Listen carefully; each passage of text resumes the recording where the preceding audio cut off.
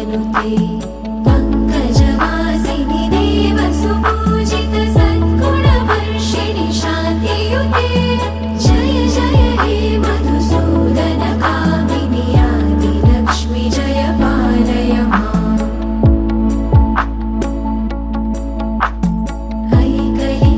ऐकलिकल्मषनाशिनि कामिनि वैदिकरूपिणि वेदमये क्षीरसमुद्भव मङ्गलरूपिणि